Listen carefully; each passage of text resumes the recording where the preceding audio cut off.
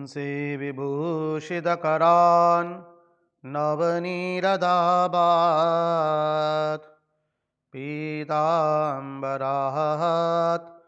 अरुणबिम्बफलादरुष्ठात् पूर्णेन्दुसुन्दरमुखात् अरविन्दनेत्रात् कृष्णात् परं किमपि तत्त्वम् अहं न जाने। कृष्णात् परं किमपि तत्त्वम् अहं न जाने। स्वस्ति श्रीगणेशाय नमः। श्रीसरस्वत्यै नमः। श्रीगुरुभ्यो नमः। वक्रतुण्डमहाकाय सूर्यकोटिसमप्रभ निर्विघ्नं कुरु मे देव सर्वकार्येषु सर्वदा। नारायणं नमस्कृत्य नरं चैव नरोत्तमं देवीं सरस्वतीं व्यास ततो जयमुदीरयेत्। नमस्ते शारदे देवी सरस्वती मती प्रदे वसत्वं मम जिह्वाग्रे सर्वविद्याप्रदा भव। गुरुर्ब्रह्मा गुरुर्विष्णु गुरुर्देवो महेश्वरः गुरुर्साक्षात् परब्रह्म तस्मै श्रीगुरवे नमः।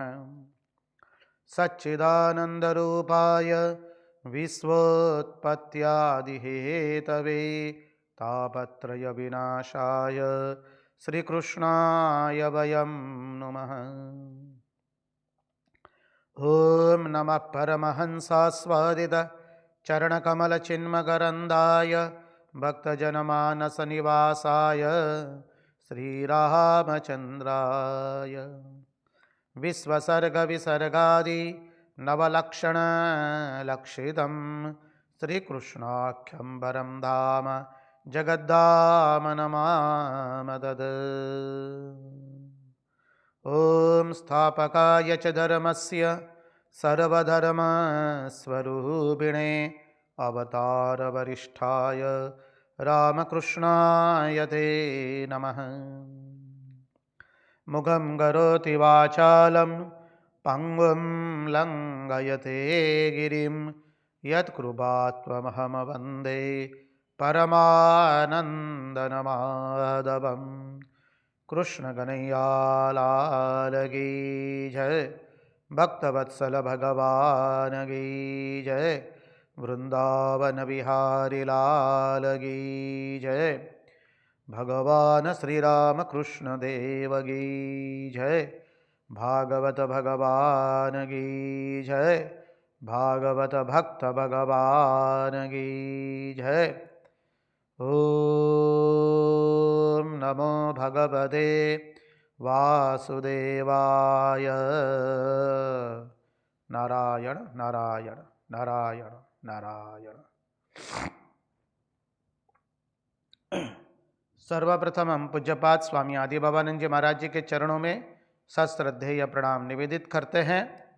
तत्पश्चात रामकृष्ण आश्रम राजकोट के अध्यक्ष पूज्यपाद स्वामी निखिलेश्वरानंद जी महाराज जी के चरणों में सश्रद्धेय प्रणाम निवेदित करते हैं। उपस्थित पूज्यपाद शंकरेशानंद जी महाराज एवं अन्यान्य सभी सन्यासी महात्माओं एवं विरक्तों के चरणों में सश्रद्धेय प्रणाम निवेदित करते हैं। और इस दृश्य श्राव्य माध्यम से जो कोई भी इस भागवत रसामृत का रसपान कर रहा है, उन सब के हृदय में निवासित उस अनंत अखंड अविनाशी परब्रह्म परमात्मा को मुहुर मुहुर वंदन करके आइए हम भागवत रसामृत के रस सागर में अवगाहन करें। यं प्रव्रजन्तमनुपेतमपेतकृत्यं द्वैपायनो विरहकातर आजुहाव पुत्रेति तन्मयतया तरवोऽभिनेदु तं सर्वभूतहृदयं मुनिमानितोऽस्मि।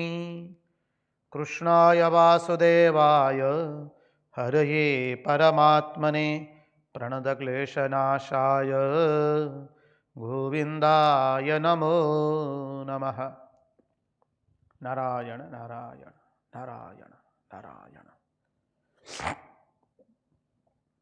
आइए तो हम परमहंस शिरोमणि भगवान शुकदेव जी महाराज जी के चरणों का आश्रय लेकर के भागवत के एकादश स्कंद के अंतर्गत एकादश अध्याय में भक्ति कैसे प्राप्त होती है नारायण, उसका दर्शन भगवान शुकदेव जी हमें करवा रहे हैं।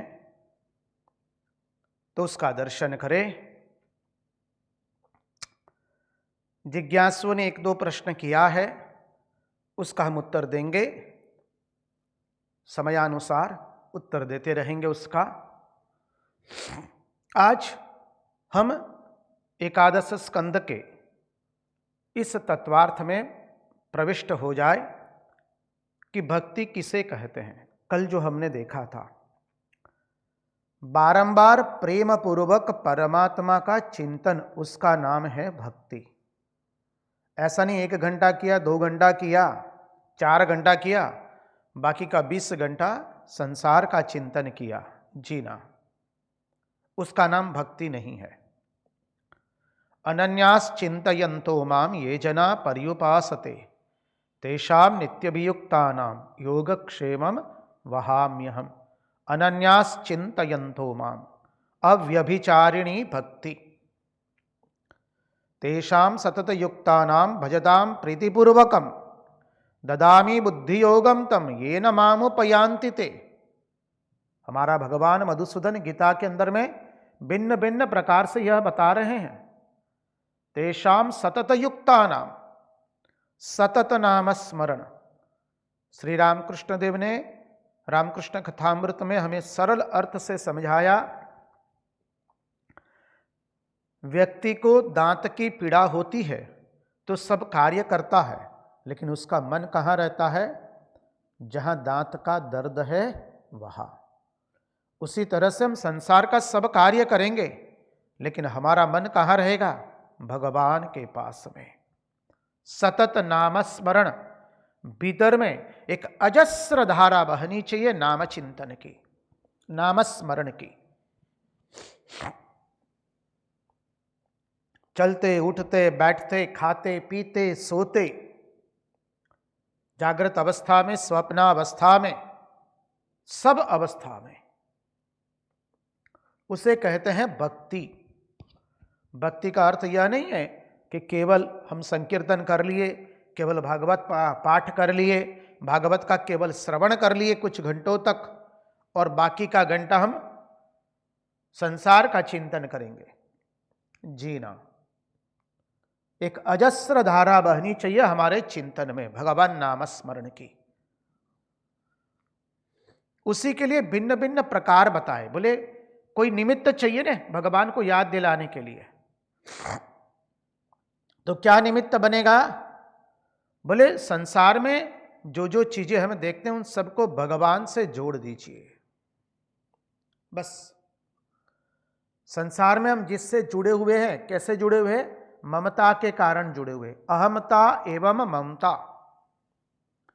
जिसके लिए हम काम करते हैं उसकी याद आती है, जिसके लिए पैसा खर्च करते हैं उसकी याद आती है, जिसके साथ ममता जुड़ी हुई है उसकी याद आती है। बस उसी तरह से हमें भगवान के साथ ममता जोड़नी है। इसलिए कहा अब इस ईश्वर की याद अपने हृदय में हम कैसे बैठाएं? श्री रामकृष्ण देव ने तो रामकृष्ण कथामृत में कहा, एक हाथ से संसार का कार्य करो, दूसरे हाथ से भगवान का स्मरण करो। जब कार्य पूर्ण हो जाए तब दोनों हाथ से ईश्वर का स्मरण करो। हम संसार में जो भी कार्य करते हैं, हमारे मन का एक हिस्सा सदैव दूसरा चिंतन कर रहा है। बस उस चिंतन की जगह भगवान का चिंतन आ जाना चाहिए। तो बोले वो कैसे आए? अभी जो कहा कि भगवान की याद करने के लिए हमें कोई एक निमित्त चाहिए। महात्माओं को देखा, सन्यासियों को देखा, भगवान का स्मरण हुआ। भक्त को देखा तो भगवान का स्मरण हुआ। अब सन्यासी महात्माओं को और भक्तों को भगवान के साथ देखना है। अकेले देखेंगे तो सर्वनाश होगा। भक्त का दर्शन कैसे करना वो हमने देख लिया पिछले सत्संगों में, उसमें सावधान रहिए। ये माया महा ठगिनी है। चाहे कोई सन्यासी महात्मा हो या भक्त हो, उसका चाम, उसका वर्ण, ये बाहर का चोला देखना नहीं होता है। जहां बाहर का चोला देखने गए सर्वनाश की ओर जाएंगे। माया महा ठगिनी है। ऐसे ठगेगी हमको, बर बाजार में सबके सामने ठग करके चली जाएगी। इसलिए कहते वो मानव सावधान हो जाओ। महात्मा का दर्शन करना है तो उसका वर्ण का दर्शन नहीं करते हैं। गोरे है, काले है, मोटे है कि दुबले है, कैसे कपड़े पहनते, वो क्या महात्मा का दर्शन हुआ? बिल्कुल नहीं। वो तो चाम का दर्शन किया। चाम का ही दर्शन करना तो क्या हो गया? बोले हम तो माया में बैठ गए। महात्मा का दर्शन ऐसे नहीं करते हैं, भक्त का दर्शन ऐसा नहीं करते हैं। भक्त एवं महात्मा का दर्शन भगवान के सानिध्य में करते हैं। भगवान के साथ उनका दर्शन करना है तो माया ठगेगी नहीं। तो कहा कि अब ईश्वर की याद हृदय में सदैव बनी रहे। भगवान की भक्ति करनी हो तो कैसे करे? बोले कैसे भगवान की याद सदैव हमारे हृदय में बैठी रहे। उसकी बात समझाते हुए भगवान शुकदेव जी आगे के श्लोक में हमें समझा रहे हैं। मज्जन्म कर्म कथनम मम परवानुमोदनम गीत तांडव वादित्र गोष्ठिभिर मद गृहोत्सवः। मज्जन्म कर्म कथनम मम परवानुमोदनम गीत तांडव वादित्र गोष्ठिभिः मद गृहोत्सवः। बोले बातचीत करो। किसकी बातचीत करे? आपका बेटा बेटी क्या कर रहा है, हमारा बेटा बेटी ये कर रहा है, ये सब बातें करेंगे क्या? क्या महात्माओं के पास जाकर के राजनीति की बातचीत करेंगे? कई लोग होते हैं हरि के लाल कहते हैं ना अपने यहां, महात्माओं के पास आकर के आज न्यूज में क्या क्या बात आई वो बताने जाएंगे। भाई यही करना होता तो महात्मा का संग करने के लिए क्यों आए? महात्मा के साथ राजनीति की चर्चा नहीं की जाती है, समाज व्यवस्था की चर्चा नहीं की जाती है। भगवत कथा छोड़ करके महात्मा से कोई चर्चा नहीं की जाती है। हमारे संसार में ऐसा है वैसा है।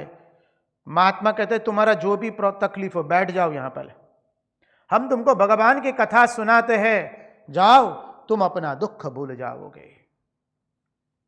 महात्माओं के पास कैसे जाना, कैसे व्यवहार करना, उसका भी मर्यादा होती है। मर्यादा का उल्लंघन सर्वनाश करता है। इसलिए कई लोगों के जीवन में इतने साधु संग किए उन्होंने, लेकिन उतना कुछ मिला हुआ दिखाई देता नहीं है। कारण क्या है? स्वयं की पात्रता नहीं बनी है। महात्माओं के पास जाकर के राजनीति की चर्चा करेंगे, समाज व्यवस्था की चर्चा करेंगे, संसार की चर्चा करेंगे। श्री रामकृष्ण देव ने तो मास्टर महाशय को डांट दिया, अरे शर्म नहीं आती है सब बातों की चर्चा करते हुए?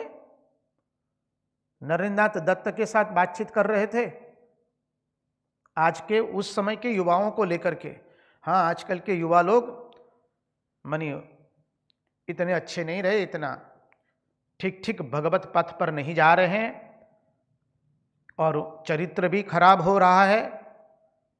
श्री रामकृष्ण देव ने सुना, तुरंत आए, मास्टर महाशय को डांट रहे हैं, मीठी डांट दे रहे हैं। मीठा ठपका बोलते हैं ना अपने यहां। बोले यहां आकर के भी यही सब बातें करनी है। अन्यावाचो विमुंचथ। महात्मा के पास जाकर अपनी शारीरिक तकलीफ नहीं बताई जाती है, आर्थिक तकलीफ नहीं बताई जाती है, संसार की तकलीफें नहीं बताई जाती है। महात्मा बोलने ही नहीं देंगे आपको, अरे बैठो बैठो तुम्हारी तकलीफ हम जानते, बैठ जाओ, हम तुमको भगवान की कथा सुनाते हैं, तुम्हारा मन भगवान में लगाओ, तुमको आनंद मिलेगा। तो बोले बातचीत करो तो क्या, भक्त एक दूसरे भक्त से बातचीत करेगा तो क्या ऐसा कहेगा हमारी संतान ये कर रही है, आपकी संतान क्या कर रही है? धन की, व्यापार की, समाज व्यवस्था की, ये सब चर्चा करेंगे? बोले बिल्कुल नहीं, कतई नहीं। तो क्या चर्चा करेंगे? बोले एक ही, गृहे गृहे गो पवधू गदम्बा सर्वे मिलित्वा समवाप्य योगम पुण्यानि नामानि पठन्ति नित्यं गोविन्द दामोदर माधवेति।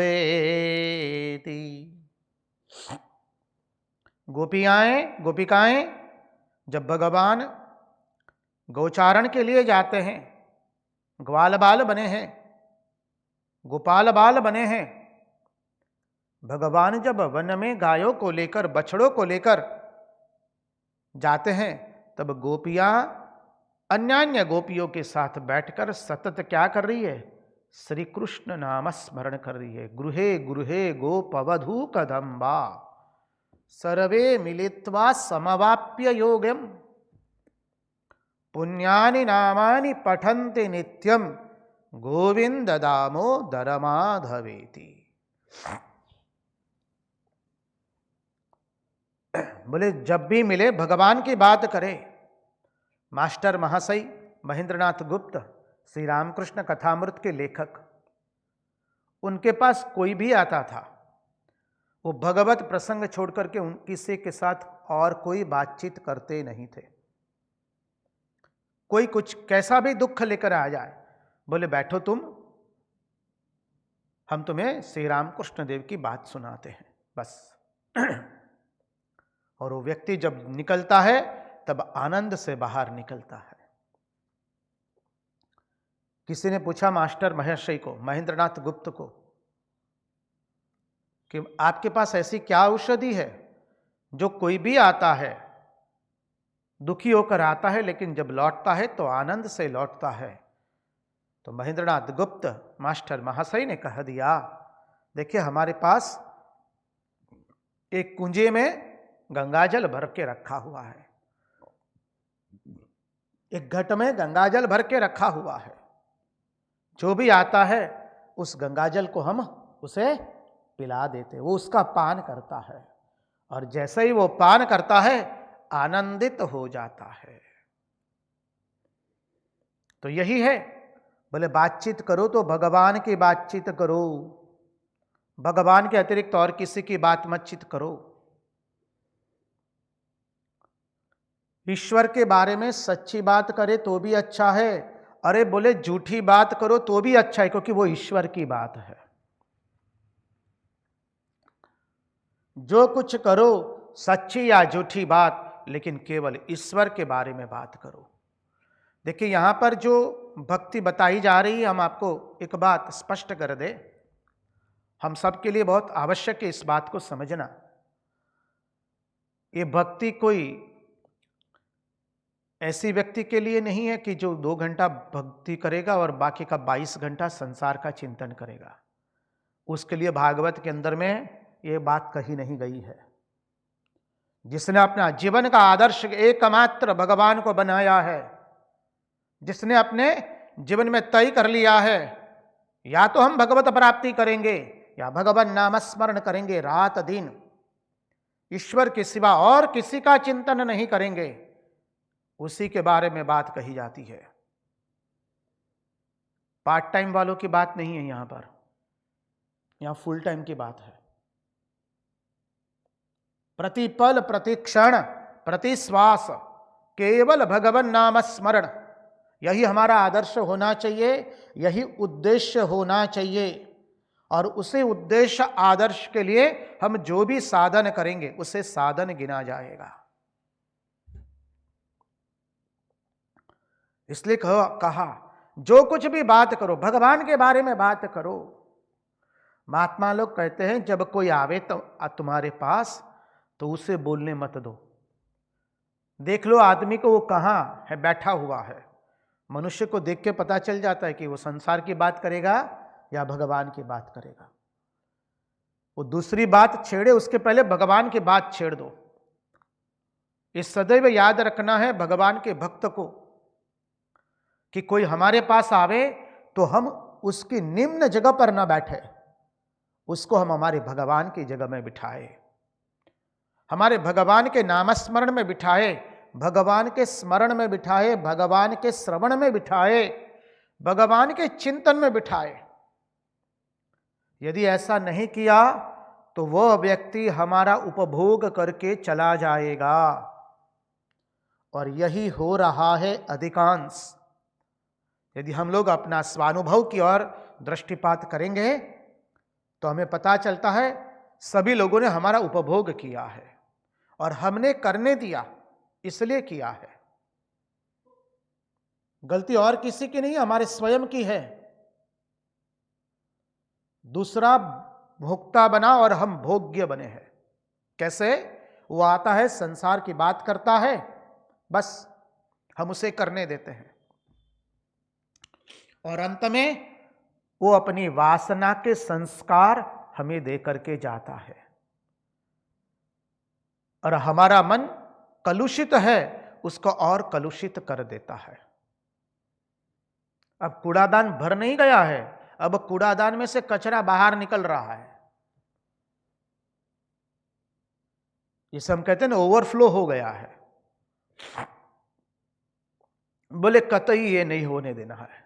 हम अपने कपड़ों की कितनी संभाल रखते हैं। मान लीजिए किसी व्यक्ति ने नए कपड़े पहने सुंदर इस्त्री करा करके, हाँ कहते हैं ना, अरे महाराज बहुत मेहनत से सुंदर कपड़े बनाए, इस्त्री कराई, चकाचौंध किया, वो कितनी संभाल लेता है। नहीं नहीं कहीं गंदा नहीं है तो बैठना नहीं है, कहाँ ये नहीं है तो बैठना नहीं है। चिंतन कीजिए, हम अपने मन का इतना ख्याल रखते हैं? जो क्षणिक है, एक दिन के बाद ये कपड़े जो है ना ऐसा हो जाएंगे एकदम, देख लीजिए करचली से युक्त, और उसको हम कितना संभालते हैं। तो अलमारी में रखते हैं, हैंगर पर रखते हैं, न जाने उसमें क्या क्या छींटते हैं लोग।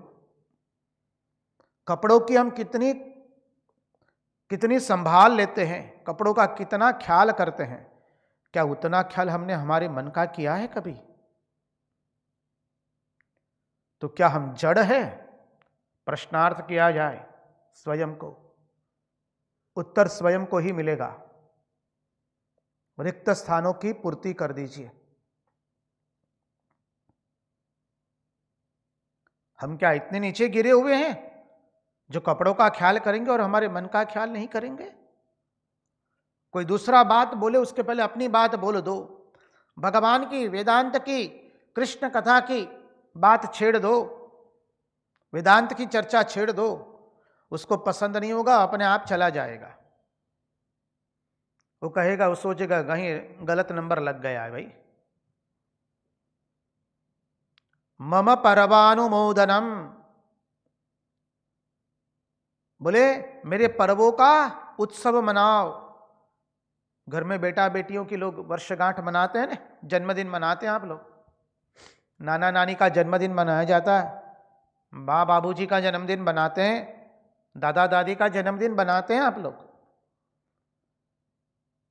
अरे बोले वैसे भगवान की भाई जन्मदिन मनाया जाए अष्टमी के दिन, जन्माष्टमी के दिन। और आज तो बहुत ही सुंदर दिन है, कार्तिक पूर्णिमा है।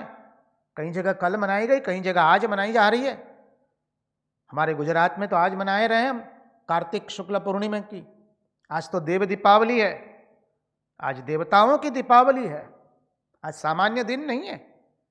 और कार्तिक पूर्णिमा तो समग्र भारतवर्ष में हर जगह दक्षिण से लेकर उत्तर, उत्तर से लेकर पूरब, पूरब से लेकर पश्चिम तक हर जगह उसका कितना महात्म्य है कार्तिक पौर्णिमा का। तो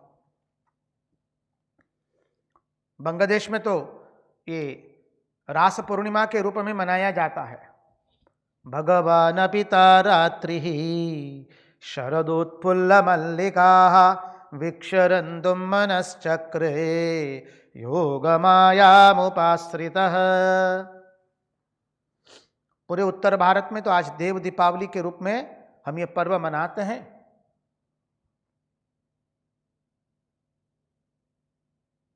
तो बोले ये पर्व का उत्सव मनाओ, आज देव दीपावली है, आज रास पौर्णिमा है। आंध्र में भी बहुत धामधूम से कार्तिक पौर्णिमा को मनाया जाता है। बोले मनाओ, उत्सव करो भगवान का, भिन्न भिन्न व्यंजन बनाओ, भगवान को सजाओ, भगवान का श्रृंगार करो। देखिए कितना आनंद आता है। जो कुछ कर रहे हैं केवल भगवान के लिए कर रहे हैं, ये भावना रखो। तो बोले पर्व मनाओ, मम पर्वानुमोदनम। एकादशी का पर्व मनाओ, कम से कम एकादशी के दिन तो नियम ले कि हम भगवत चर्चा छोड़कर और कोई चर्चा नहीं करेंगे। कार्तिक पौर्णिमा है आज, कम से कम आज के दिन तो हम नियम ले कि चर्चा करेंगे तो भगवत चर्चा करेंगे और कोई चर्चा नहीं करेंगे। देखिए लोग संसार के व्यर्थ रिश्तों के लिए कितना खर्चा करते हैं। आप लोगों ने देखा भी होगा, इस संसार में मनुष्य व्यर्थ संबंधों के लिए न जाने कितना खर्चा करता है। लेकिन हमारे भगवान जो हमारे अत्यंत निकटतम है, हमारे अपने हैं, हमारी ये जो इंद्रियां हैं वो बहुत दूर है, उससे भी अत्यंत करीब है, उसके लिए हम कुछ खर्चा नहीं कर रहे हैं। बोले हमारे अर्थ का व्यय तो हम केवल हमारे प्रियति प्रियतम भगवान श्री कृष्ण के लिए ही करेंगे। जो कुछ करेंगे केवल श्री कृष्ण प्रेम के लिए करेंगे। फिर कहते हैं गीत तांडवादात त्रिगोष्ठीर्भिर्मद गृहोत्सव। गीत तांडव वादित्र गोष्ठी भी मद गृहोत्सव। गीत गाना है तो बोले संसार के गीत गाएंगे क्या? कतई नहीं। आजकल तो चलचित्रों के गीत गाने लगते हैं ना लोग, फिल्मों के गीत जैसा आप लोग कहते हैं, क्या वो गीत गाएंगे? बोले कतई नहीं गाएंगे। गीत गाएंगे, हमारे मुंह से गीत निकला तो एक ही निकलेगा, जयति तेधिकम जन्मना व्रज श्रयत इंदिरा शश्वदत्रहि दयित दृश्यता दीक्षुतावका स्त्वयि धृता सब स्वाम विचिन्वते। गोपी गीत। तव कथामृतम तप्त जीवनम कविभिरीडितं कल्मषापहं श्रवणमंगलम् श्रीमदाततं भुवि गृह्णन्ति ते भूरिदा जना। गीत तांडव, नृत्य करेंगे तो भगवान के सामने नृत्य करो। पूज्यपाद रंगवदूत महाराज कहते हैं, अरे नाचने की इच्छा हो तो आओ उसके भव्याति भव्य दरबार में नाचो। वस्त्र को रख करके मणिवासना रूपी वस्त्र को निकाल दीजिए, और उसके सामने नृत्य कीजिए। अरे संसार के और कब तक देखते रहेंगे बोले, इस संसार की भड़वाई में जो नाचे वो शूरवीर और बाकी सब बोले माई कांगले। एक कब तक इस लेना देना करते रहोगे? आओ, नृत्य करने की इच्छा है तो दरवाजे बंद करके, अर्थात इंद्रियों के दरवाजे बंद कर दो, सभी इंद्रियों का निरोध कर लो और वस्त्रों को त्याग करके, वासना रूपी वस्त्रों का त्याग करके उसके भव्याति भव्य दरबार में नृत्य करो। फिर देखो कितना आनंद आता है। ईश्वर के पीछे जो शब्द है वो संगीत बन जाता है और ईश्वर के पीछे जो चाल है ना वो नृत्य बन जाती है। बस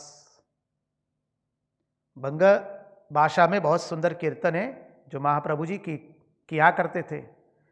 जादिर हरि बोलते नयन जरे दूधारा, तारा दुबाई से छेरे।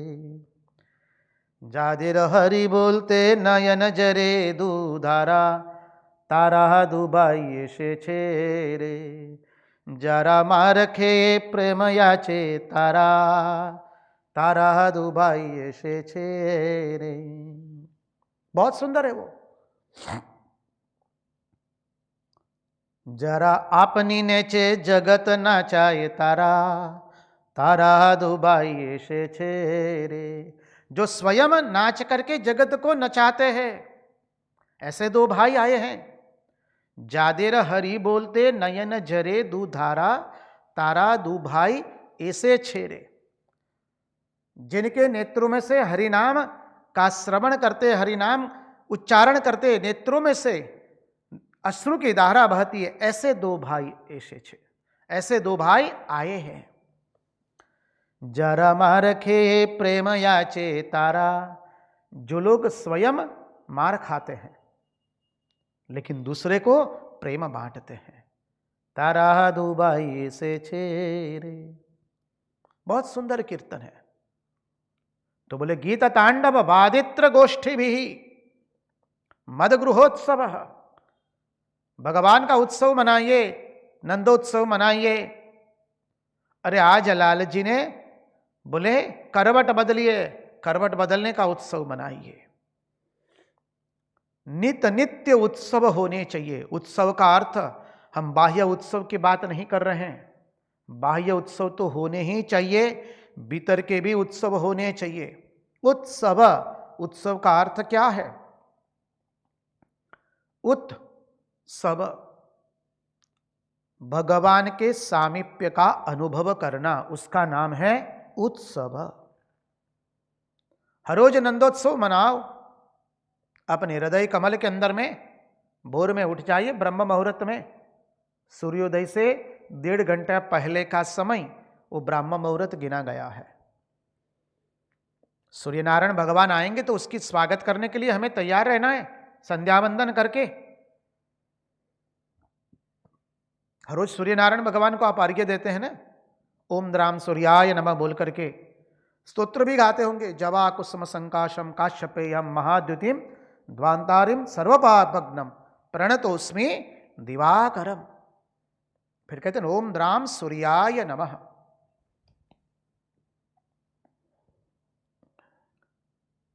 तो बोले सूर्योदय से 1.5 घंटा पहले का समय ब्रह्म मुहूर्त है। बस ब्रह्म मुहूर्त में उठ करके स्नान आदि से निवृत्त होकर के बस गुरु प्रदत्त मंत्र का जप कर रहे हैं, गुरु प्रदत्त प्रणाली से हम ध्यान कर रहे हैं। अरे गुरु प्रदत्त प्रणाली न हो तो कोई चिंता मत कीजिए, कन्हैया की लीलाओं का ध्यान कीजिए, भगवान की लीलाओं का ध्यान कीजिए,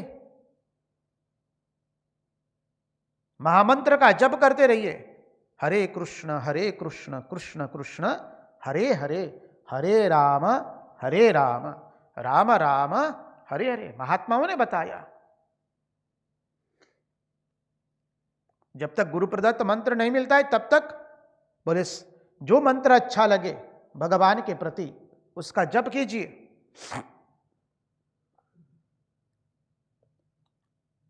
तो कहा गीत तांडवादित्र गोष्ठीभीर मद गृहोत्सव। आज पाटोत्सव है, आज नंदोत्सव है, आज रामनवमी है, आज कृष्ण जन्माष्टमी है, आज कार्तिक महीना आया है तो पौर्णिमा है, आज रासलीला है, दीप दीपावली है। आज का दिन अत्यंत शुभ दिन है। भगवान को सजाइए, भगवान को व्यंजन बना करके खिलाइए। हर रोज तो हम भोजन पा ही रहे हैं ना, बस तो भगवान को पहले न अर्पित करके बाद में हम भोजन पाए। गिरिराज धरण किया था भगवान ने, गिरिराज धरण की जाई कहते हैं, इसलिए हम लोग गिरिराज की पूजा की थी। अनेक व्यंजनों बनाए थे। अन्नकूट कीजिए, साल में एक बार घर में अन्नकूट कीजिए। हम कोई क्रियाकांड की बात नहीं कर रहे हैं जी, प्रेम से जो हो सके। 5 आइटम बनाई, 10 आइटम बनाई, जिसकी जो जितनी शक्ति, सामर्थ्य, श्रद्धा, भक्ति, जितना समय है वो कीजिए। भगवान का जय जयकार कीजिए। भागवत बताते हैं कोई निमित्त चाहिए भगवान को याद करने के लिए, भगवान के प्रति प्रेम करने के लिए। जैसे कोई प्रियसी अपने प्रियतम को याद करने के लिए, प्रियतम के पास जाने के लिए कोई बहाना ढूंढती है। मां अपने संतान को प्रेम करने के लिए कोई बहाना ढूंढती है। बस ऐसे हमको हमारे भगवान के प्रति अजस्र भाव से हम भगवान नामस्मरण करें, उसके लिए कोई हमें बहाना चाहिए। मद गृहोत्सव,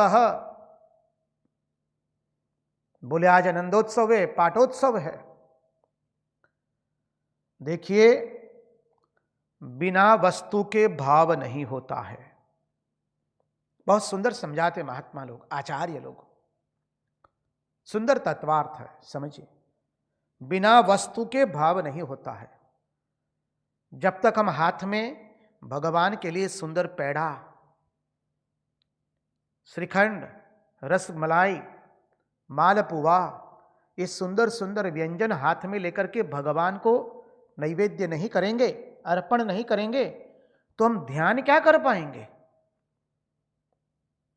जिसने कभी बाह्य रूप से भगवान की पूजा नहीं की, वो भीतर में ध्यान कैसे कर पाएगा? सीधा संगति लगा लीजिए। बड़ी बड़ी बात करने की कोई आवश्यकता नहीं है। Let us begin from the beginning. Enough of enough. We have talked a lot. Let us start to do practice. जिसने भगवान का अभिषेक नहीं किया बाह्य रूप से, अरे जिसने बाहर से भगवान का स्नान नहीं कराया हो, हमारे लड्डू गोपाल का, हमारे लाल जी का, वो क्या भीतर में स्नान करा पाएगा? ध्यान करने के लिए तो कल्पना की आवश्यकता होती है ना। फिर हृदय में क्या लगेगा? दिखाई देगा। बोले अंधकार ही अंधकार दिखाई देगा। या तो सो जाएंगे या झूल जाएंगे, या तो थोड़े महीनों के बाद, थोड़े साल के बाद कहेंगे ये तो सब व्यर्थ है। ध्यान करने के लिए भी एक कल्पना की आवश्यकता रहती है। बिना कल्पना ध्यान नहीं कर सकते हैं। पूज्यपाद अखंडानंद महाराज जी बताते हैं, श्री रामकृष्ण देव के अंतरंग सन्यासी शिष्य अखंडानंद महाराज बहुत सुंदर बताते हैं। बोले ध्यान करने के लिए भी तो एक कल्पना की आवश्यकता है। जब बाह्य पूजा की होगी तो भीतर में हम पूजा कर पाएंगे। इसलिए भगवान को अपने हाथ से सुंदर फल अर्पण कीजिए। सेब दीजिए, मौसम्बी दीजिए, नारंगी दीजिए, अनार दीजिए, अंगूर दीजिए, पपीता काटिए। स्वयं जब भगवान के लिए फल छिलेंगे, हम काटेंगे, सजाएंगे, तब तो समझ में आएगा कि भगवान का ध्यान कैसे करना है। हम यदि हाथ में प्रेम से फल लेकर के भगवान को अर्पित करेंगे, तब तो हमारा भाव बनता है ना, हाँ हमने भगवान को अर्पित किया। फूल हाथ में कभी लिया नहीं, अरे कभी जीवन में किसी ने माला नहीं बनाई, अब वो क्या भगवान को माला अर्पण करेगा? अरे सुंदर सी माला बनाइए भगवान के लिए, पुष्प ले आइए। बोले महाराज हम तो महानगर में रहते हैं, मुंबई जैसी मोहमयी नगरी में रहते हैं, वहां कहां से पुष्प मिलेगा? अरे माई, तनिक बाहर बाजार में से 20-50 रुपए का फूल ले आइए चुन करके। हमारे लाल जी के लिए तो छोटी माला ही चाहिए, कैसे भी सुंदर छोटी सी माला गूंथ दीजिए। स्वयं मेहनत करके पहले बनाइए भगवान को। तुलसी की माला बनाइए सुंदर तरीके से। भगवान को तो तुलसी अत्यंत प्रिय है। तुलसी की माला पर सुंदर से मानी उसके ऊपर में कलाकृति कीजिए, या कुछ न मिले तो चंदन से ओम लिख दीजिए। सुंदर चंदन से छोटे छोटे टिपके कर दीजिए, टीले कर दीजिए, सजा दीजिए तुलसी को, और फिर तुलसी की सुंदर माला बना करके भगवान को पहनाइए। हाथ में जब कुछ लेंगे ठोस रूप से और भगवान को हम अर्पण करेंगे, तब तो पता चलेगा ना। हां देखिए, सामान्य संसारी मनुष्य का भाव जल्दी बनता नहीं है। महात्मा लोग, आचार्य लोग समझाते हैं, सामान्य संसारी मनुष्य का भाव जल्दी बनता नहीं है। जो संसार के मनोराज्य मात्र को ही सत्य समझता है, संसार के मनोराज्य को ही जो मात्र समझता है, बस संसार में लेना देना, किसी के साथ रहना, अधिकांश हम सब लोग इसी अवस्था में हैं। ये संसार के मनोराज्य को ही हम सत्य समझ रहे हैं। भले मुंह से बोल दे ब्रह्म सत्य जगन मिथ्या, अरे बाबा गोविंदा नारायण, हम जानते हैं कितना मिथ्या है। तो सामान्य संसारी मनुष्य ये प्रपंच के मनोराज्य को ही सत्य समझता है, ये इसको सपना नहीं समझता है। इस संसार को जो मिथ्या समझता है, सपना समझता है, उसका तो भाव बन भी जाएगा। लेकिन जो मनुष्य सामान्य संसारी अर्थात गृहस्थ की बात नहीं है केवल, जो जन्म मरण के चक्कर में सतत घूमता रहता है, वो सब संसारी है। चाहे लाल पहने हो, पीले पहने हो, सफेद पहने हो, या काले या नीले या पचरंगी, कोई भी, चाहे माथा मुंडन कराया हो या जटा बढ़ाई हो, बाहर के लक्षणों से कोई मतलब नहीं है। दिगंबर रहता हो या पैंट शर्ट पहना हो, जो संसार को ही सच्चा समझते हैं, उनका भाव तुरंत बनता नहीं है। इसलिए वो संसार को सत्य समझते हैं तो क्या करते, इसलिए व्यवहार करते हैं। तो बोले भगवान के साथ ऐसा व्यवहार करो, भगवान को उपहार दो, अपने हाथ से कुछ फल खिलाओ, अपने हाथ से भगवान को पकवान न बनाओ, रसोई बना करके खिलाओ, भोजन बना करके खिलाओ। तो क्या होगा, कोई काम करने लग जाएंगे तो भाव बन जाएगा। भगवान के लिए सुंदर माला बना दी, भगवान को सुंदर श्रृंगार किया, भगवान को सुंदर वस्त्र पहनाए, भगवान के लिए सुंदर रसोई बना दी, भगवान को शयन दिया, इससे भाव बनता है। जब कोई काम करने लगेंगे तो भक्ति दंभो विना भावेन, भक्ति दंभ बन जाती है जब कोई भाव के हीन भक्ति की जाती है। जब भक्ति केवल क्रिया के रूप में करते हम तो वो दंभ बन जाती है। इसलिए आगे के श्लोक में हमें शुकदेव जी भगवान कहते हैं, यात्रा बलि विधानम च सर्ववार्षिक पर्वसु वैदिकी तांत्रिकी दीक्षा मदीय व्रत धारणम।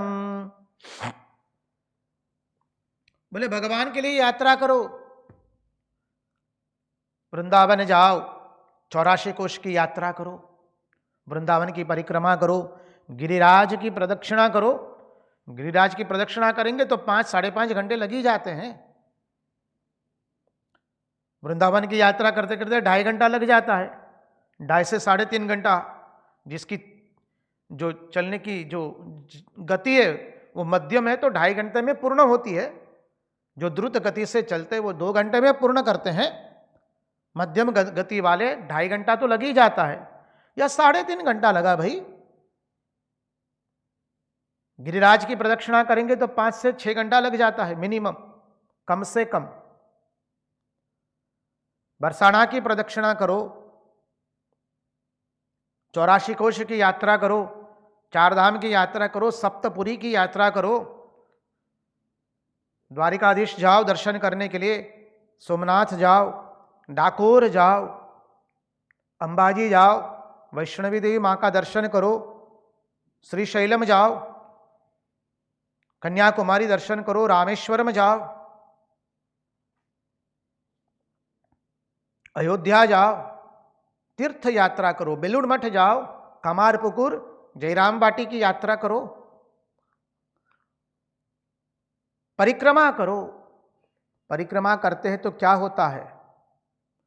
बोले देखो, जब परिक्रमा करते हैं तो हम याद आता है कि हम किसके लिए कर रहे हैं। जितने घंटे हम परिक्रमा में चलते हैं, परिक्रमा अर्थात प्रदक्षिणा, उतनी देर यह मालूम होता है कि हम भगवान की ओर चल रहे हैं।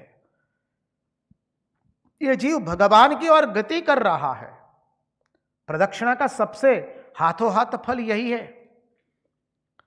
कई लोग प्रदक्षिणा करते हैं, वृंदावन की करते हैं, गिरिराज की करते हैं। अब देखिए क्या होता है, महात्मा लोग समझाते हैं, आप लोगों ने भी देखा होगा, अनुभव भी किया होगा। प्रदक्षिणा करते हैं तो ऐसा कर रहे हैं जैसे पीछे कुत्ता भाग रहा है, दौड़ दौड़ के, बोले कैसे भी जल्दी खत्म करना है। कई लोग चलते चलते सारे संसार की बात कर देते हैं। संसार की बात करके प्रदक्षिणा करना, वो प्रदक्षिणा करना नहीं हुआ है जी। ठीक है, अच्छा है आपने किया, उस भाव में और बढ़ोतरी लानी है जी, गो फॉरवर्ड। ब्रह्मचारी ने लकड़हारे को क्या कहा था? बोले आगे जाओ, आगे जाओ। श्री रामकृष्ण देव कहते हैं ना कथामृत में। तो प्रदक्षिणा करते समय किसी संसार की बात न की जाए, किसी से कोई बात न करे, भगवान का लीला श्रवण करते करते परिक्रमा करे, प्रदक्षिणा करे। वृंदावन की, गिरिराज की, बरसाना धाम की, 84 कोश की यात्रा करते हैं लोग। 42 दिन लग जाते, 50 दिन लग जाते चलते चलते। करो। तो बोले जितना घंटे हम चलेंगे उतनी देर यही मालूम होगा कि हम भगवान की ओर चल रहे हैं। और वह झूठ मालूम नहीं पड़ता है, सत्य मालूम पड़ता है। इसलिए हमारे हृदय में भाव परिवर्तन होता है प्रदक्षिणा करने से। बलि विधानम च, पूज्यपाद श्रीधर स्वामी ने बहुत सुंदर अर्थ किया है। बलि विधानम च, उसका क्या कहते हैं? श्रीधर स्वामी कहते हैं पुष्पोपहारादि समर्पणम। बोले भगवान को सुंदर सुंदर फूलों के गुच्छों का अर्पण कीजिए। सुंदर पुष्पों का गुच्छ बनाया, जिससे आप आंग्ल भाषा में कहते हैं flower wash, Swami ji, you know it's a flower wash. तो सुंदर पुष्पों का गुच्छ बनाया, भगवान को अर्पण किया। बस पुष्प आदि गुच्छों भगवान का अर्पण किया। देखिए राजा बलि ने हमने देखा है, बलि राजा के आख्यान में थोड़ा ही चर्चा किया है उसकी। बलि राजा के आख्यान में आता है, जब भगवान बलि राजा से मांग लेते हैं 3 पांव भर जमीन, तो पहले पांव में तो भगवान ने क्या किया? धरती से लेकर पाताल तक ले लिया। दूसरे पांव में स्वर्ग से लेकर ब्रह्मलोक तक का राज्य ले लिया। अब तीसरा पांव रखने की कहीं जगह नहीं है। तब बलि राजा ने कहा विंध्यावली पत्नी के साथ, क्या कहते हैं? पदम तृतीयम कुरु शीर्षिण में निजम। प्रभु आपका अब तृतीय पांव मेरे मस्तिष्क पर रखिए। पदम तृतीयम कुरु शीर्षिण में निजम। प्रभु ये तृतीय पांव अभी मेरे मस्तिष्क पर रख दीजिए। आप अपना तृतीय पांव मेरे मस्तिष्क पर धारण करें। तो अपना सब कुछ दे दिया बलिराजा ने। हम जो वंदन करते हैं, प्रभु लोग मंदिर में जाते हैं, प्रभु अर्थात पुरुष की बात कर रहे हैं, तो प्रभु लोग साष्टांग दंडवत प्रणाम करते हैं, माताएं घुटना टेक करके सर पर वस्त्र धारण करके भगवान को वंदन करते हैं। उसका अर्थ क्या है? प्रभु, हम हमारा मस्तिष्क, हमारा जो सर्वश्रेष्ठ है वो आपके चरण में हम रखते हैं। वंदन का तात्पर्य समझिए। मंदिर में जाते हैं तो जूते निकाल के जाना पड़ता है। उसका अर्थ क्या है? हमने जूतों के साथ अहम निकाल करके जा रहे हैं। इसलिए मंदिरों में लिखा होता है, जूतों के साथ अहम निकाल के जाना। भगवान के सामने कैसे जाएंगे? एक निर्दोष नग्न बालक की भांति। क्या निर्दोषता है बालक में? देखिए, एक बालक को माँ ने कहा, बेटा भगवान को जाके प्रार्थना करो। अब बालक तो जानता नहीं है प्रार्थना करना, वो वर्णाक्षर जानता है, का खा गा गा अंगा चा छा झ, बस पूरी वर्णाक्षर माला बोल दिया, 33 अक्षरों का, और भगवान को कह दिया, भगवान मुझे तो प्रार्थना करना नहीं आता है, आप ही इसको प्रार्थना समझ करके मेरी प्रार्थना को स्वीकार कीजिए। देखिए, आनंद धाम की और एक सुंदर पुस्तिका है, अपने रामकृष्ण मठ नागपुर से प्रकाशित हुई है, मूल बंग भाषा का अनुवाद है। उसमें महापुरुष महाराज स्वामी शिवानंद जी महाराज जी के साथ में जो सत्संग हुआ है भक्तों का और साधु सन्यासियों का, वो उसमें रखा हुआ है। बहुत सुंदर है किताब, आनंद धाम की ओर। हम तो हिंदी भाषा में पढ़े, तो गुजराती में पण एनु अनुवाद छे। बहुत सुंदर किताब है वो। उसमें महापुरुष महाराज श्री रामकृष्ण देव के अंतरंग सन्यासी शिष्य बहुत सुंदर सिखाते हैं। क्या कहते हैं? देखो बेटा, ठाकुर जी से प्रार्थना करना कि ठाकुर आप ही की एक संतान ने हमें इस तरह से प्रार्थना करने को सिखाया है। महापुरुष महाराज स्वयं कहते हैं कैसे प्रार्थना करना, और कहते कि ठाकुर को जाके कहना कि ठाकुर आप ही की एक संतान ने हमें इस तरह से प्रार्थना करने को सिखाया है। हे प्रभु, मुझे भक्ति दो, श्रद्धा दो, विश्वास दो, हमारे हृदय को पवित्र करो। अरे प्रभु, जो प्रेम आप देंगे उसी प्रेम से तो हम आपको प्रेम दे पाएंगे ने। अरे यहां तो बंजर है, ये बंजर भूमि है जी, पूरा रण प्रदेश है, बालू से भरा हुआ है।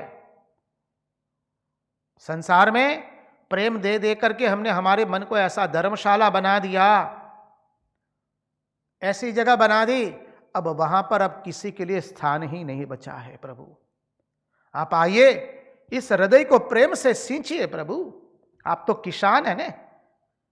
श्री कृष्ण का नाम, कृष्ण शब्द से एक अर्थ निकलता है किसान। संस्कृत भाषा के विद्वान जानते हैं वो अर्थ। तो किसान क्या करता है? बंजर में भी कुछ कुछ उगा देता है। तो प्रभु ये बंजर भूमि है, कृपा करके आप अपना प्रेम दीजिए, जिस प्रेम से हम आपकी उपासना कर सके।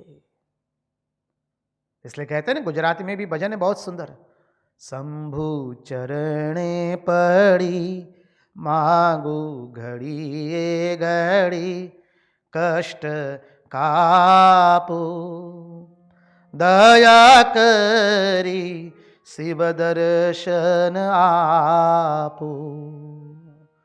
शंभु चरणे पड़ी मांगू घड़ी ये घड़ी। शंभु महादेव जी को हम प्रार्थना कर रहे हैं, महादेव जी हम आपके चरण में आए हैं, आपके चरणों का आश्रय लिया है।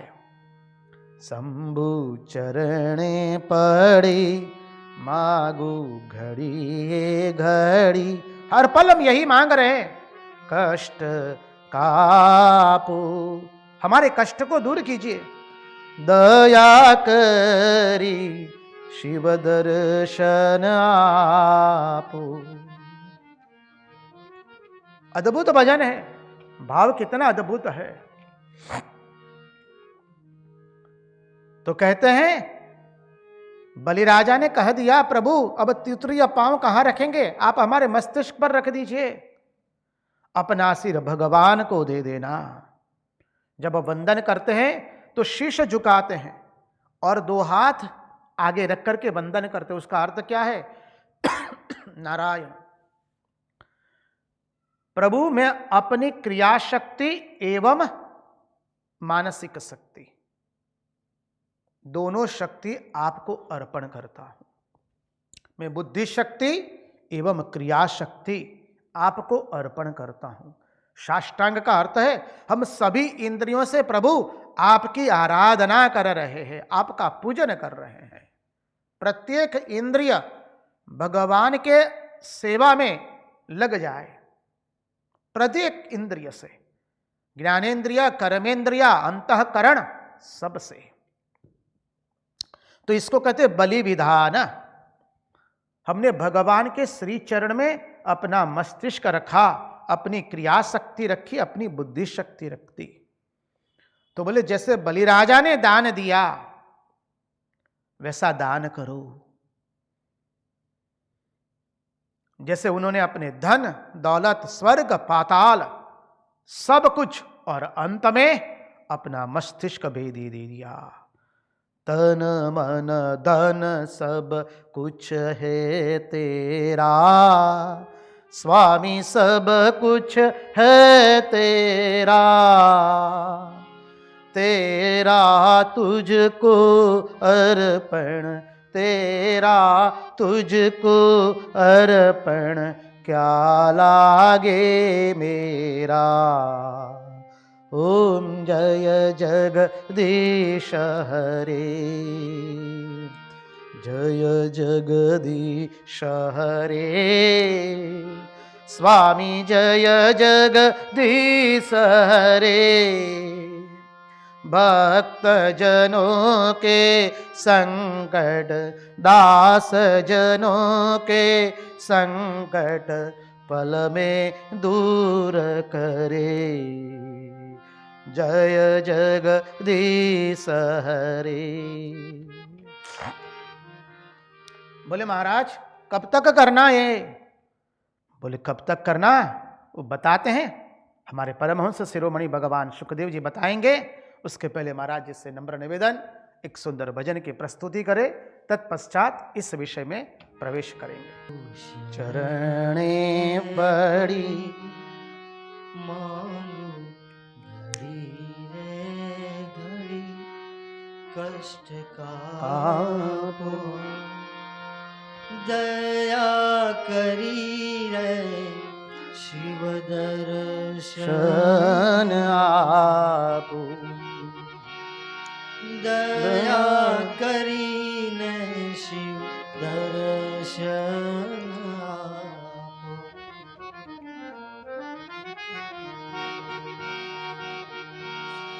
तमें भक्तों ना दुख हरनारा, शुभ सहुनु सदा करनारा। तमें भक्तों ना दुख हरनारा,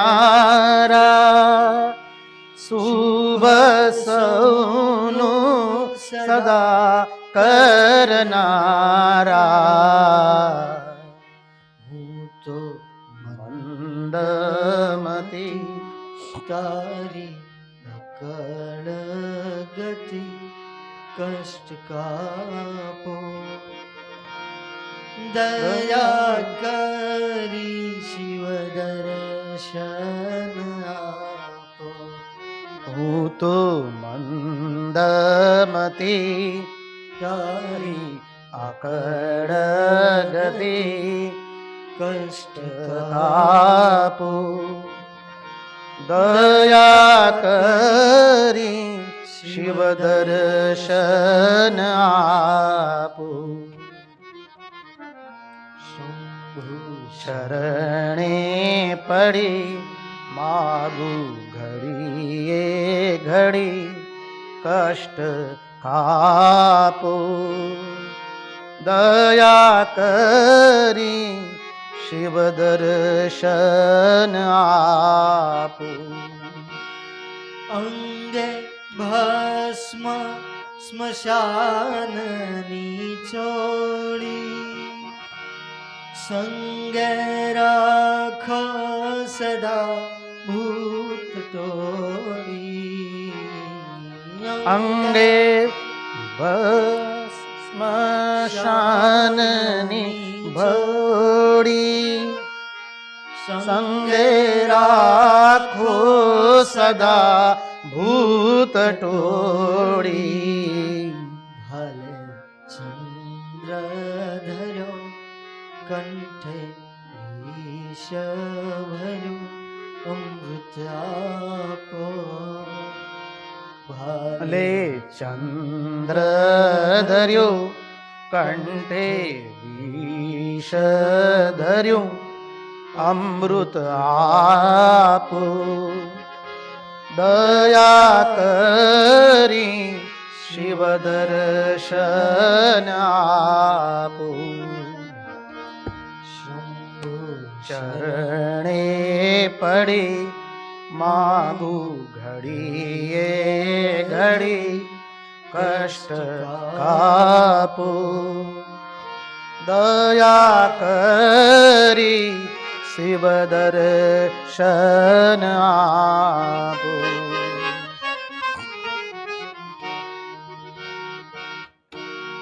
નેતિ નેતિ જવેદ કહે છે, મારું ચિતડું ત્યજાવા ચાહે છે. નેતિ નેતિ જ્યાં વેદ કહે છે, મારું ચિતડું ત્યાં જાવા ચહે છે. સારા જગમાં છે તું વસુ તારામાં શક્તિ આપો. સારા જગમાં છે તું વસુ તારામાં હું શક્તિ આપો. દયા કરી શિવ દર્શન આપો.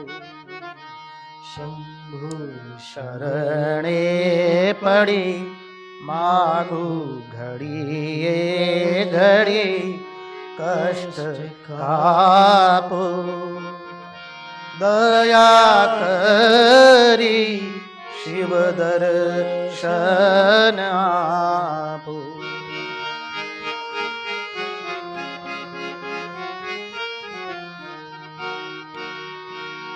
હું તો એકલ પંથ પ્રવાસી, તો આત્મ કેમ ઉદાસી. હું તો એકલ પંથ પ્રવાસી, તો એ આત્મ કેમ ઉદાસી. થાક્યો મથી રે મથી, કારણ જડતું નથી દ્રષ્ટિ આપો. થાક્યો મથી રે મથી, કારણ જડતું નથી દ્રષ્ટિ આપો. દયા કરી શિવ દર્શન આપો. મેં પડી માગું ઘડીએ ઘડી કષ્ટ કાપો. दया करी शिव दर्शन आपो।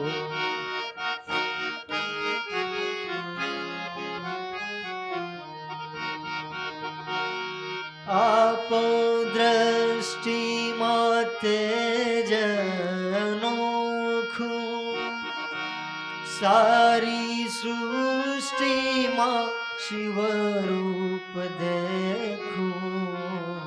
आप दृष्टि मां तेज अनोखुं, सारी सृष्टि मां शिव रूप देखूं। मारा दिलમાં વસો આવી હૈયે વસો શાંતિ સ્થાપો। મારા દિલમાં વસો આવી હૈયે વસો શાંતિ સ્થાપો। દયા કરી शिव दर्शन आपो। शंभु चरणे पड़ी मागु घड़िए घड़ी कष्ट आपो। दया करी शिव दर्शन आपो।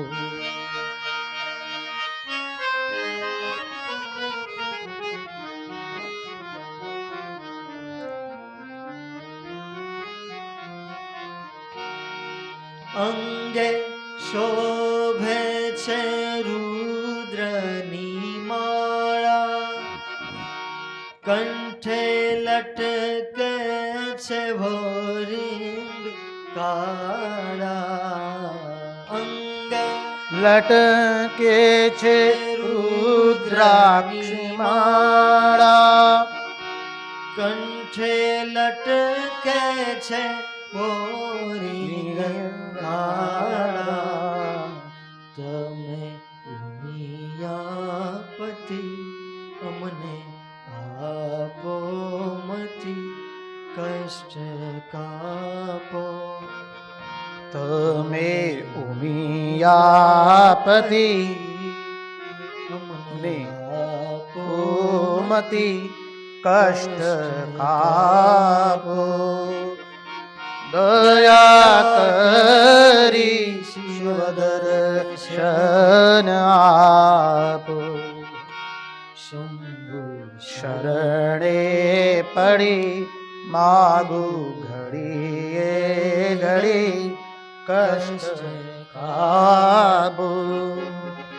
दया करी शिव दर्शन आपो। कृष्ण कन्हैया लाल की जय। तो बलि ने जो कहा वही बलि विधान है। तो बोले महाराज ऐसा कब तक करने का, तन मन धन सब कुछ कब तक अर्पण करते रहने का। सर्व वार्षिक पर्वसु वार्षिक पर्व पर कुछ न कुछ दीजिए, कुछ न कुछ तन से सेवा कीजिए, मन दीजिए, धन दीजिए। किसी प्रकार की न्यूनता नहीं होनी चाहिए। जन्माष्टमी को मनाइए, गिरिराज धरण किया था उस दिन से भगवान के लिए विशेष भोग बनाइए। फिर कहते हैं वैदिकी तांत्रिकी दीक्षा मदीय व्रत धारणम, वैदिक एवं तांत्रिक दीक्षा को धारण करना। बहुत सुंदर अर्थ समझाते हैं आचार्य पूज्यपाद श्रीधर स्वामी और महात्मा लोग। वैदिक दीक्षा अर्थात क्या है? बोले गायत्री धारण करो, गुरु प्रदत्त मंत्र लो, दीक्षा ग्रहण करो। और तांत्रिक दीक्षा क्या है? बोले किस तरह से भगवान की पूजा करना, कैसे पुष्प चढ़ाना, कैसे माल्यार्पण करना, कैसे भोग निवेदन करना, कैसे भगवान को चंदन लगाना, कैसे श्रृंगार करना, वो सीखना पड़ता है। देख देख के सीखने में आता है। जैसे इससे प्रेम बढ़ेगा ना, अपने आप भीतर से भाव होगा कि हम भगवान के लिए ऐसा करें, हम भगवान के लिए वैसा करें। इसलिए तो कह दिया, तुम्हारी मूर्ति बिना मारा नाथ रे, बीजू मने आप सो मां, मागू हाथ जोड़ी वरदान रे, बीजू मने आप सो मां।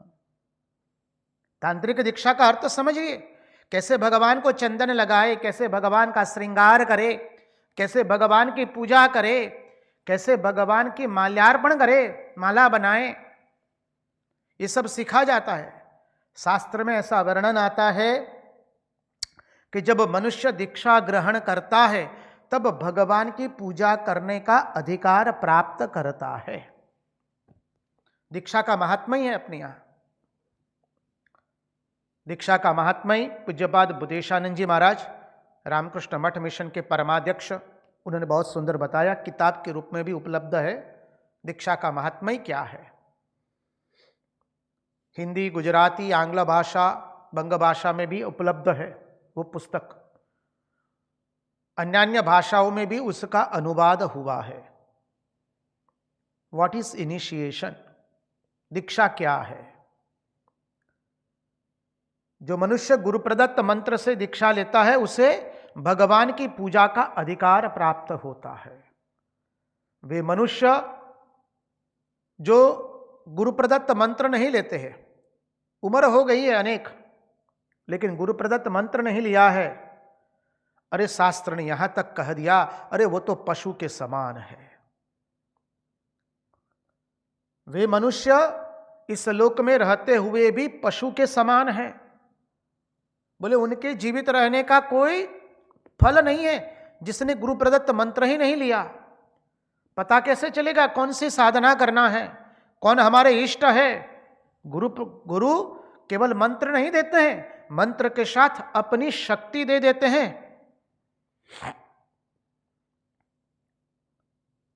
इसलिए गुरु प्रदत्त मंत्र की आवश्यकता रहती है। जब दीक्षा नहीं लेते तो आज राम अच्छे लगे, कल कृष्ण अच्छे लगेंगे, परसों शिव अच्छे लगेंगे, तरसों मां भवानी अच्छी लगेगी, मां दुर्गा अच्छी लगेगी। उसका अर्थ ऐसा मत समझिए दीक्षा लेने के बाद में ये सब अच्छे नहीं लगेंगे। जी ना, और अच्छे लगेंगे। कहने का तात्पर्य क्या है, हमें पता नहीं चलेगा हमारा मन हमारे कौन से इष्ट के साथ हमें जुड़ना है। जब गुरु प्रदत्त मंत्र प्राप्त हो जाता है, गुरु जब दीक्षा देते हैं तो गुरु हमें बता देते, देखो बेटा ये तुम्हारे इष्ट है। बोले महाराज क्या दीक्षा लेने के बाद दूसरे मंदिरों में नहीं जा सकते? अवश्य जा सकते, क्यों नहीं जा पाएंगे। हमारे रामकृष्ण मठ मिशन के यहां से जो लोग भी दीक्षा ग्रहण करते हैं, मंत्र दीक्षा, दीक्षा का अर्थ समझना है, कोई साधु होने की दीक्षा की बात नहीं है, मंत्र दीक्षा की बात है। जो भी मंत्र दीक्षा लेता है हमारे रामकृष्ण मठ मिशन में, हमारे परमाध्यक्ष महाराज या उपाध्यक्ष महाराज मंत्र देते हैं, और वो मंत्र गुरु परंपरा से आया हुआ है। ये सामान्य मंत्र नहीं होता है। श्री रामकृष्ण देव ने स्वयं उस मंत्र को जागृत कर दिया है। मंत्र अर्थात क्या होता है? मंत्र के अंतर में निहित जो बीज है वह मुख्य होता है। स्वयं श्री रामकृष्ण देव ने उस मंत्र को जागृत कर दिया है और गुरु परंपरा से उसका अद्भुत अनुष्ठान हुआ है। और जब गुरु शिष्य को मंत्र देते हैं तो क्या होता है? गुरु केवल मंत्र नहीं देते, गुरु अपनी शक्ति शिष्य में अंतर्निहित करते हैं। खाली मंत्र देने की बात नहीं होती है। और दीक्षा के समय जब हम हमारे गुरुजी से मिलते हैं, भविष्य में हो सकता है अनेकों बार मिलेंगे, उनका दर्शन अनेकों बार हमें प्राप्त होगा, उनकी कृपा हमको अनेकों बार प्राप्त होंगी। लेकिन जब मंत्र दीक्षा के समय हम उनका दर्शन प्राप्त करते हैं तो उस वक्त हमारे गुरुजी की मन की अवस्था भी भिन्न होती है और हमारे मन की अवस्था भी भिन्न होती है। कदाचित संभव है अनेकों बार भविष्य में भी मिलना होगा, लेकिन हमारे गुरु जी का दर्शन हमें भविष्य में अनेकों बार प्राप्त होगा। गुरु के दर्शन किए जाते हैं, गुरु से मिला नहीं जाता है। तो गुरु जी के दर्शन भविष्य में अनेकों बार हमें प्राप्त होंगे, लेकिन वह उनकी मनस्थिति नहीं होगी और हमारी भी मनस्थिति वह नहीं होगी जो दीक्षा के समय थी। भगवान की एक अद्भुत शक्ति वास करती है और गुरु उन्होंने जो आजीवन जिसका अनुष्ठान करके उस परम पद की प्राप्ति की, उस परम पद की प्राप्ति गुरु जी करवाते हैं हमें। इसलिए कहा, जिन्होंने भगवान की दीक्षा प्राप्त नहीं की, गुरु प्रदत्त मंत्र प्राप्त नहीं किया है, बोले उन्होंने भगवान की पूजा ही नहीं की। जैसे मानिए मंत्र दीक्षा का महत्व ही बता रहे हैं जी, अन्यथा रूप से मत लीजिए। दीक्षा के बिना बोले सदगति नहीं होती है। इसलिए कहते ना, बोले जीवन में गुरु तो करने ही पड़ेंगे। बिना गुरु कोई, हमारे वैदिक सनातन धर्म में कोई मरना नहीं चाहता है, नहीं तो गति क्या होगी। अरे हम कौन सा नाम लेके जपते रहेंगे।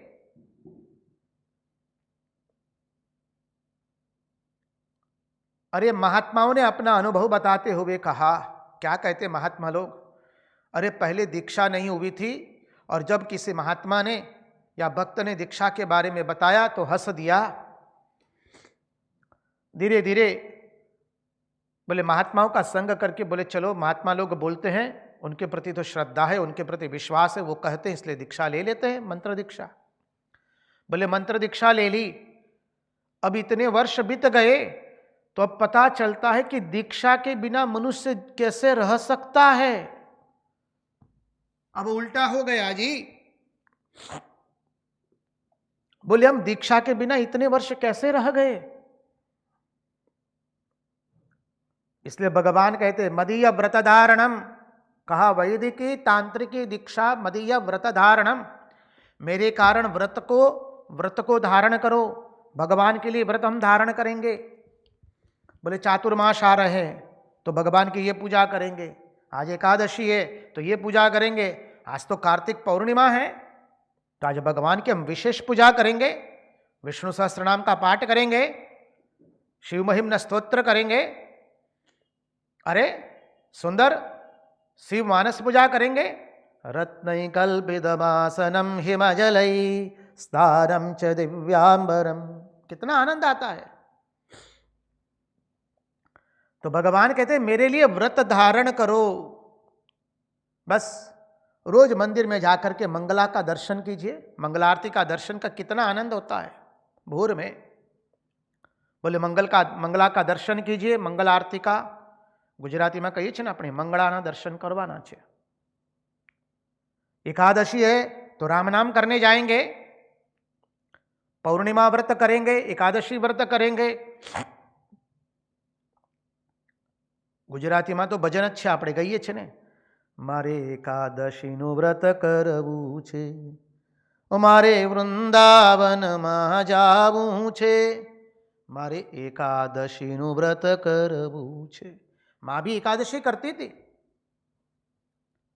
श्री रामकृष्ण देव भी एकादशी करते थे। तो व्रत धारण करो। व्रत क्या धारण करेंगे, आज ये पर्व है तो वो मनाएंगे। इस पर्व के निमित्त एक समय भोजन करेंगे, 2 समय भोजन नहीं करेंगे तो पेट थोड़ा हल्का रहता है, तो भगवान नामस्मरण ठीक से हो पाता है। पूज्यपाद स्वामी ब्रह्मानंद जी महाराज श्री रामकृष्ण देव के अंतरंग सन्यासी शिष्य, उनके मानस पुत्र, ध्यान और आध्यात्मिक जीवन, उसके अंदर में ध्यान धर्म और साधना, उसके अंतर्गत बताते हैं कि देखो भगवान के लिए व्रत धारण करो, उपवास करो। उपवास करेंगे तो भी किसके लिए, बोले भगवान के लिए कर रहे हैं।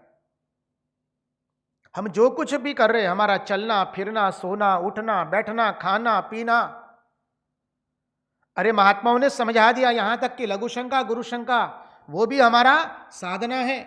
बोले ये तो शरीर क्या है, बर्तन है ना। भगवान की पूजा करेंगे तो बर्तनों का उपयोग करते हैं, तो बर्तन को क्या करना पड़ता है, मांजना पड़ता है, साफ करना पड़ता है। समझिए, तांबे के बर्तन हैं भगवान की पूजा के लिए, तो क्या करते, इमली से धोना पड़ता है, बर्तन को साफ करना पड़ता है, चाहे स्टील के हो, पीतल के हो, तांबे के हो। तो बताओ ये शरीर तो बर्तन है, तो लघु शंका गुरु शंका क्या है? बोले उस बर्तन को हम साफ कर रहे हैं, स्नान कर रहे हैं, वो क्या है? बर्तन को शुद्ध कर रहे हैं। और उस शुद्ध बर्तन के अंदर में फिर क्या करेंगे?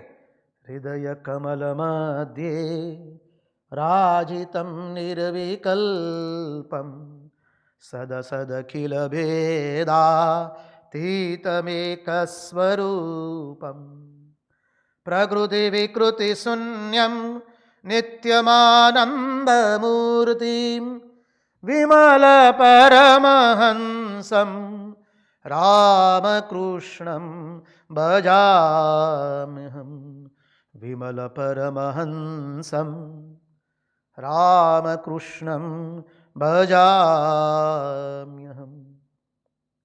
उस शरीर के अंदर में हृदय प्रदेश में हम सहस्रदल कमल पर हमारे गुरु को, हमारे इष्ट को बिठाएंगे। और आगे ध्यान की पद्धति बता रहे, भगवान शुकदेव जी कैसे ध्यान करना चाहिए वो भी बता रहे हैं। आज यहीं पर कथा को विराम देते हुए उन्हीं की वाणी उन्हीं के चरणों में समर्पित करते हुए भगवान से प्रार्थना करते, प्रभु हमारे मन की मति गति और रति आपके चरणों में बनी रहे। कृष्ण कन्हैया लाल की जय, भक्तवत्सल भगवान की जय, द्वारिकाधीश की जय, सब संतन की जय, सब भक्तन की जय। ओम नमः पार्वती पतये हर हर महादेव हर।